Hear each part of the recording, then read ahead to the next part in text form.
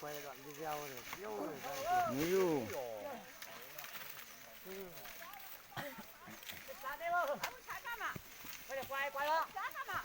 gần quá hơi xa nhỉ. ấy là đang chiến đấu rồi chạy được.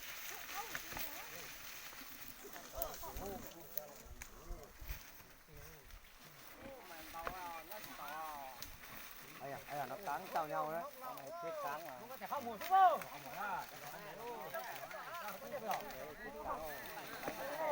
nó không chống lại con to là con của chủ cái đó những mua nhỉ to kén tránh ô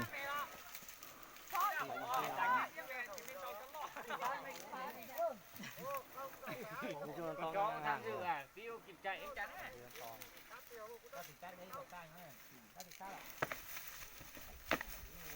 Con chó không biết gì nhỉ Ô. chạy vào đấy con chó kìa đầu tiên ô hai đợt kẹo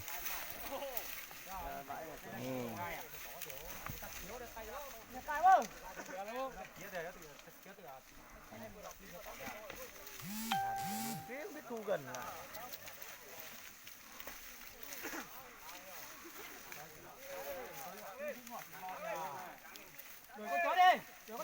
kìa mẹ nó thế này như thế này tí nó có thịt chó mà cho chó hút nhau xong có thịt chó ăn đó này có thịt chó chợ đeo này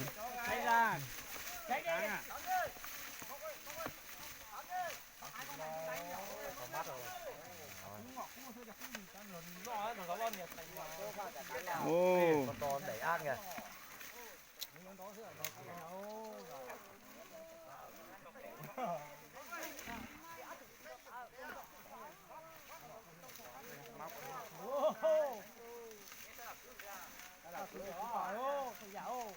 đó đầu trong tu nó dẻo con của canh kìa Sơn đứng không cầm cái còi trong tay à Sơn em làm cái còi thổi dừng là dừng ngay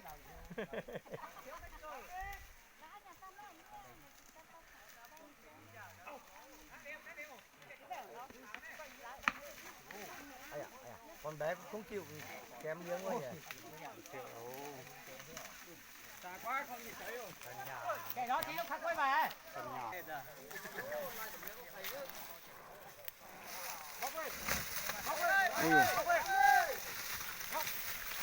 nè quá trời mắc chịu lo thôi à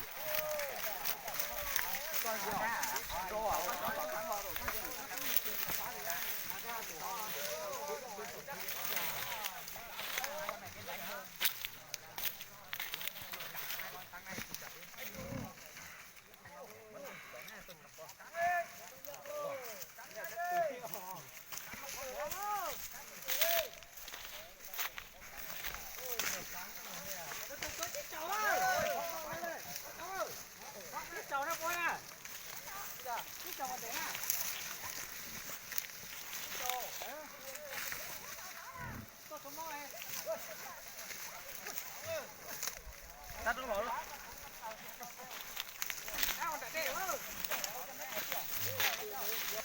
Cung tỉnh ở cung phu à? Cung phu là đang đang cung sai tham phu này. Có Xuất tình ha, đang đi à, xuất tình ha.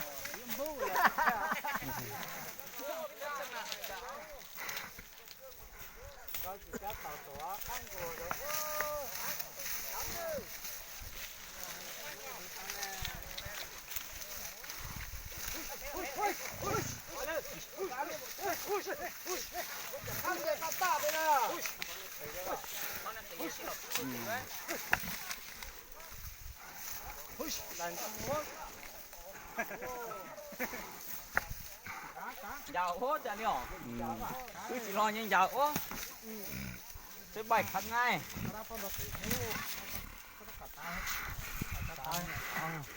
Ngọn nó cá này. Con cậu thả rất thiếu. Rau phòng thiếu. Đang được sinh hoạt. Con lại yếu. Thật quá thái thật quá nào. Thả lên, thả lên. Thả lên.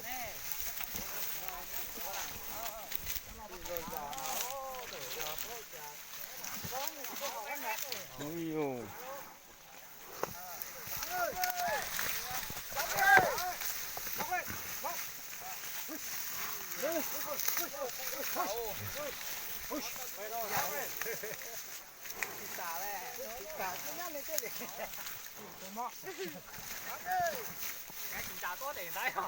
Ya, cũng enggak ini căng ini kan ini kan jalo.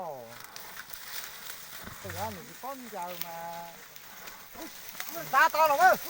Ta lấy cho nó rồi đâu ơi. Cả một đá tổ hay một cái đâu nào ơi. Ôi, Ô, ta không muốn rồi. Thì ta chảo tôi. Cái nó không muốn, nó không muốn. Không có gì không có cái nữa nữa.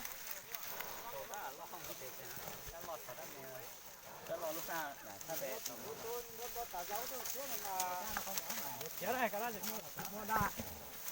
Mua đa. chân lo chỉ tàu yếu. Không có đà luôn. Tà tì về ấy gì á, buồn tao à. Giờ nhá này tôi kỹ là phải giờ.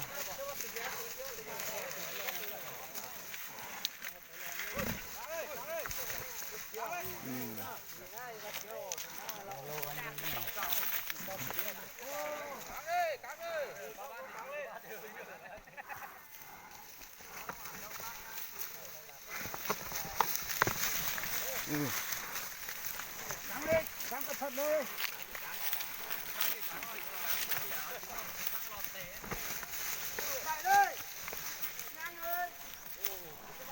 Thì không có, đúng rồi, từ mặt không có.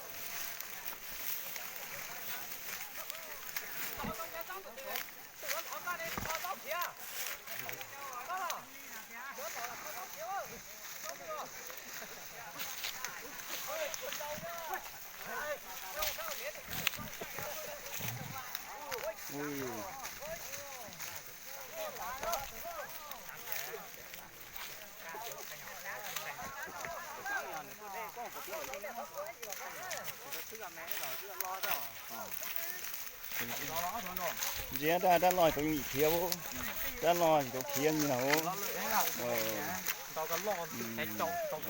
Nhân trang chơi gì, thẻ ra thôi nó thẻ từ thẻ này thẻ từ con nổi ta phải Nó còn nó tranh đó chứ là tín dụng cái sứ này thì tín dụng giàu sứ ấy cho nhà đâu nữa không? sứ nhà rồi sứ cả đó từ sứ cả nó quán lúc tính là đi đấy ăn chọc của nó to này hai cái thế à nó to đại chỉ tàu này kia đó nó ăn to rồi sứ rồi đánh lai ra lên lý thôi cháu chứ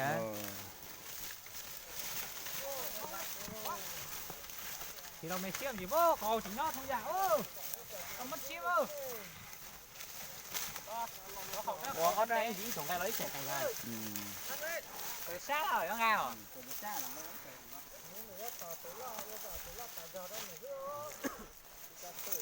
cầu đen nó tiền đây à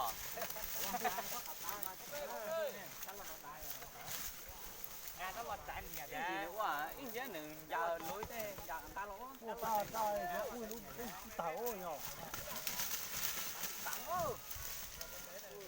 ở đây cũng đâu tới dạo đó đâu tới dạo nhà thế từ đâu chỉ tới nhà thế mò nhà kia nào ui lạ không không còn đó là giờ cái cháu bỏ rồi đó không gọt tạ cũng mê cũng mua gọt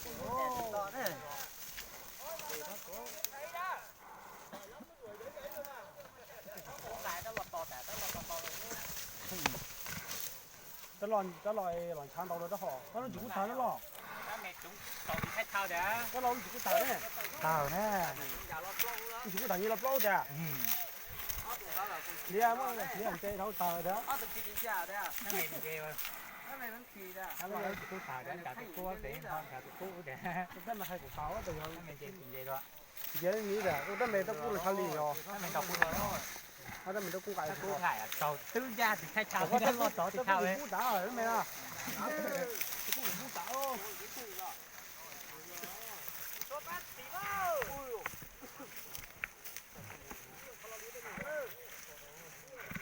cắn ơi cắn mạnh vào ơi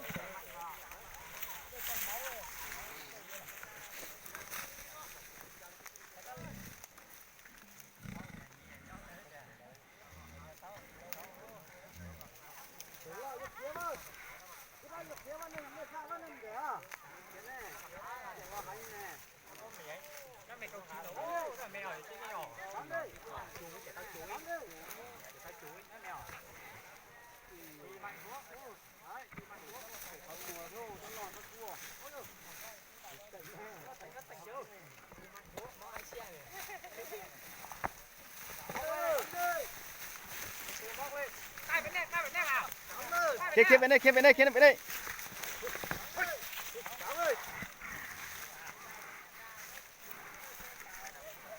Ăn nhau ấy, với chuột con nhau bé thì nó ngắn hơn nó trúng 1 điểm thôi.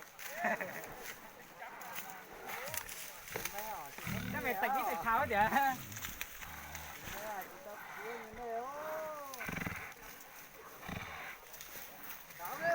Thôi thôi cũng không dạo.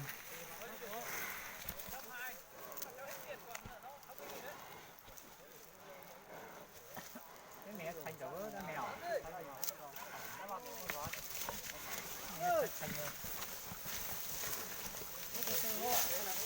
Thế. Lâu, khách sao chua đâu. Cho khách kia này chỉ có nữa.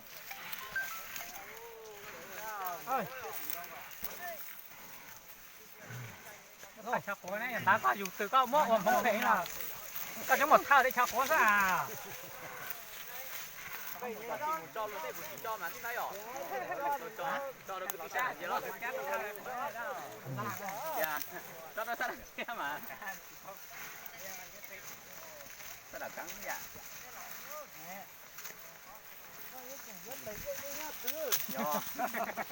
vô cái gì bỏ tiền đâu rồi hả đây vô thấy những người cái tôi cho bỏ tiền đâu đó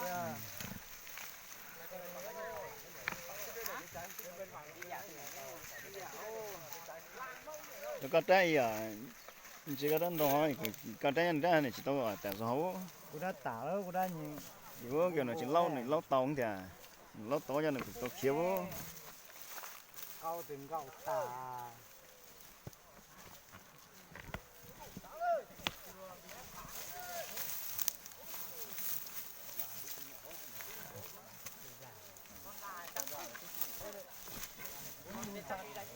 Mùi pha là nó đã nằm đất nó chịu ngay.